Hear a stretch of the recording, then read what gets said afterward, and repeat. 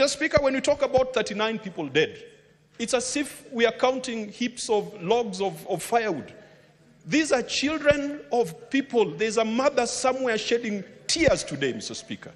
There is a father somewhere talking about the lost opportunities as a result of a young person doing what he was told he can do comfortably under this constitution. When you talk about the 39, we are talking about Ibrahim Kamau.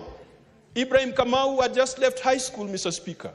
He was felled by a sniper outside this parliament. He was killed within the presence of parliament.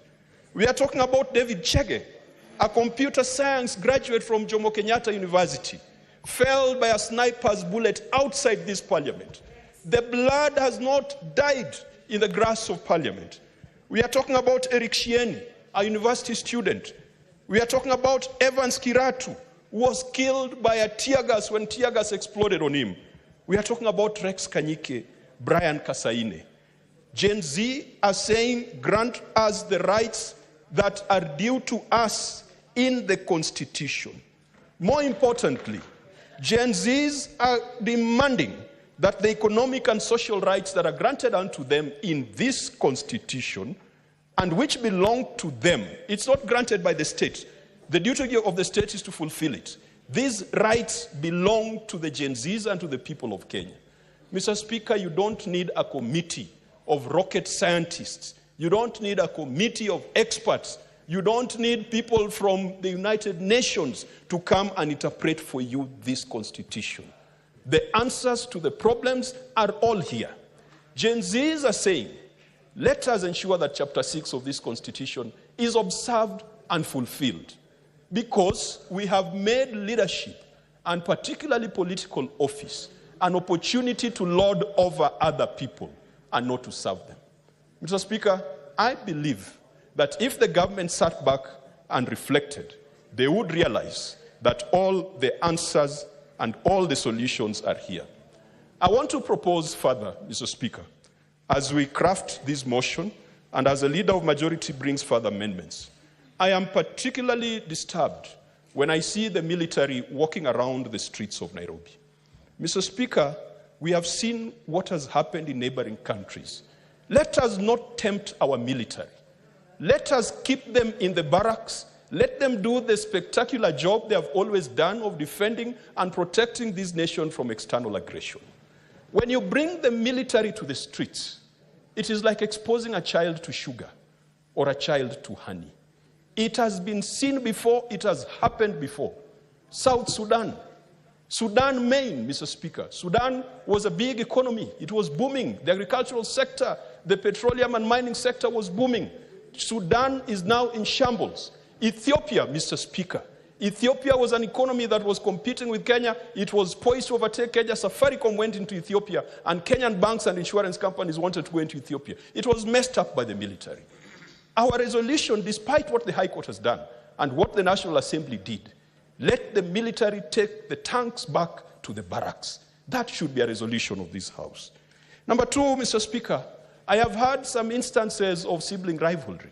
Because the Senate is sitting and the National Assembly is in hiding, there are people who are saying, scrap the Senate. Mr. Speaker, I want to tell those who say scrap the Senate that we've got a good record as a Senate. We have referred 146 cases to the Ethics and Anti-Corruption Commission. And Mr. Speaker, out of the 146 cases, very few of them have been investigated or prosecuted to the final conclusion. And we have told EACC we are going to bring them here before the Committee of the Whole. And Mr. Speaker, I want to tell Gen Z, please pay EACC a visit. There is a problem there.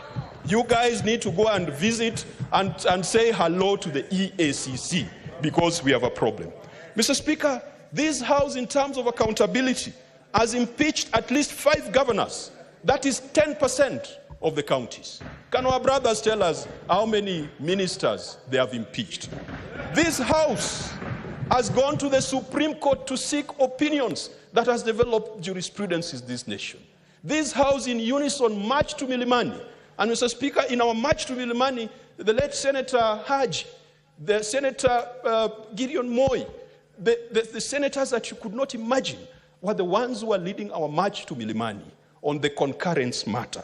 Mr. Speaker, this Senate has taken its services and its sittings out of Nairobi. And I think we've gone to 4 counties. This Senate has organized legislative conferences and devolution conferences. They should tell us the last time the National Assembly sat outside Nairobi.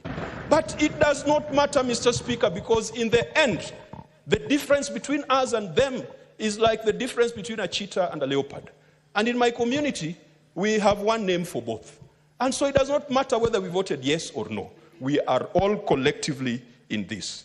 Mr. Speaker, the SRC matter has been dealt with, and I think perhaps what we should have said is that what should have gone to MPs as a salary increment should be redirected to a certain course, perhaps the course of doctors or the course of the junior secondary school teachers.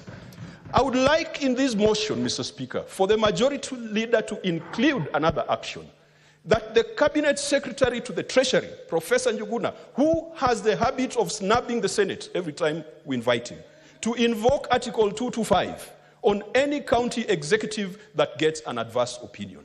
What Article 225 talks about is that 50% of funds are withheld until the county comes up with a recovery action plan. And Mr. Speaker, 10% of the money we send to counties is wasted. Not stolen, wasted. Utilized on things that are not necessary. And all our budgets at a national level, 10% is wasted. Mr. Speaker, I want that motion to direct that we go towards a digital government. There are so many meetings that we hold that do not require people to be in the same room. We can do Zoom, we can use virtual technologies, and the Commission should tell us, when there was COVID, they told us we were procuring a system to facilitate virtual parliament. Why are we still using Zoom, which cannot work properly and can be hacked? So we must drive towards a digital government. Mr. Speaker, on constitutional commissions, Senator Omtata has made a strong case. We must demand that we are part of Parliament and we must be involved in allocation of budgets to constitutional commissions. The Kenya National Commission on Human Rights, Mr. Speaker, is being overshadowed by the Law Society of Kenya. And I want to congratulate the leadership of the Law Society of Kenya. They have stood up for the rights of persons who are involved in this protest. They have done better than the Constitutional Commission that is supposed to guarantee observance of human rights in this republic. They have done better than the Commission on Administration of Justice. The last time I heard my friend and sister, the Ombudsman, speak, she was speaking about Muguka. She was not talking about the rights of people and maladministration in this country, which is supposed to be her duty. I hope Gen Zs can also pay her a visit. Mr. Speaker, the National Gender and Equalization Commission is not doing what they should be doing. I hope they can also be paid a visit. Mr. Speaker, I want to... Senator Kajwang, 2 minutes to wind up your thought. Thank you, Mr. Speaker. I was about to suggest that they pay you a visit, but you have... With that, kindly take your seat. Proceed. Mr. Speaker, we shall protect you. And Mr. Speaker, I conclude by supporting and thanking Senator Aaron Cheriot and Senator Madzayo for this motion. Let us stand for this country. Let us do the right things. If this country burns, Mr. Speaker, we have nowhere to go. You have seen the frustration and the problems our brothers and sisters from South Sudan face. Sudan is in fire. Ethiopia is burning. Our neighboring countries are in problems. The Democratic Republic of Congo is on the precipice. Even Rwanda itself is on the precipice. We cannot afford to go that route. And the person who takes us to that route, Mr. Speaker, will not be the Gen Z. It will be us in office. It will be the wickedness in high places. It will be the principalities and powers that reside in State House, that reside in this Senate, and that reside in the National Assembly that will take us there. If we are the problem, then the Gen Zs have all legitimate rights to kick us out. But let us smell the coffee, let us wake up before it gets too late. I believe that Kenya can be redeemed. Mr. Speaker, I support.